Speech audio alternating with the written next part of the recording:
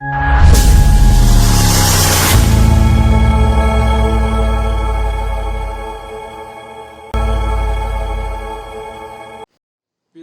ಸುತನ ಮತ್ತು ಪುತ್ರಾತ್ಮನಾಮದಲ್ಲಿ amen. Hallelujah, hallelujah, hallelujah.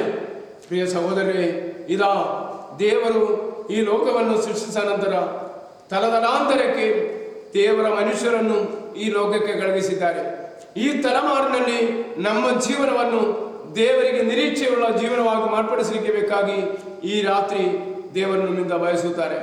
ಯಾಕೆಂದರೆ ಲೋಕದಲ್ಲಿ ಕಷ್ಟ ಸಂಕಷ್ಟಗಳು ತಪ್ಪಿದ್ದಲ್ಲ ಎಂಬುದನ್ನು ಯೋಹನ್ನನ ಸುವಾರ್ತೆ 16ನೇ ಅಧ್ಯಾಯ 33ನೇ ವಾಕ್ಯ ಹೇಳುತ್ತಾರೆ. Hallelujah, hallelujah. ಕಷ್ಟ ಸಂಕಷ್ಟಗಳು ತಪ್ಪಿದ್ದಲ್ಲ, ಜೀವನದಲ್ಲಿ ಸಮಸ್ಯೆಗಳು ತಪ್ಪಿದ್ದಲ್ಲ, ಜೀವನದಲ್ಲಿ ರೋಗಗಳು ತಪ್ಪಿದ್ದಲ್ಲ, ಜೀವನದಲ್ಲಿ ಇಕ್ಕಟ್ಟು ಬಿಕ್ಕಟ್ಟುಗಳು ತಪ್ಪಿದ್ದಲ್ಲ, ಜೀವನದ ಸಮಸ್ಯೆಗಳು ತಪ್ಪಿದ್ದಲ್ಲ. ಅದರಿಂದ ನೀವು ಭಯಪಡಬಾರದು. ಹಲ್ಲೆಲೂಯ. ನಿನ್ನ ಒಂದು ಸಹೋದರ ನನಗೆ ಹೇಳಿದರು, ಒಂದು ಹಾವು ಬರ್ತಾ ಇದೆ, ಮನಸ್ಸಿಗೆ ಬೇಸರ ಆಗುತ್ತದೆ, ಅದರೊಟ್ಟಿಗೆ ಭಯ ಆಗುತ್ತೆ. ಪ್ರೈಸಲೋಡ್. ಪ್ರಿಯರೇ, ನಿರೀಕ್ಷೆ ಉಳ್ಳವರಿಗೆ ಈ ಲೋಕದಲ್ಲಿರುವಂತಹ ಎಲ್ಲಾ ಜೀವಿಗಳು ನಮಗೆ ನೆರವು ನೀಡುವವರಾಗಿದ್ದಾರೆ. Hallelujah, hallelujah. ಅದು ನಮ್ಮನ್ನು ಯಾವ ರೀತಿಯಲ್ಲಿ ಕೆಡುಕು ಮಾಡಲಿಕ್ಕೆ ಬರುವುದಲ್ಲ.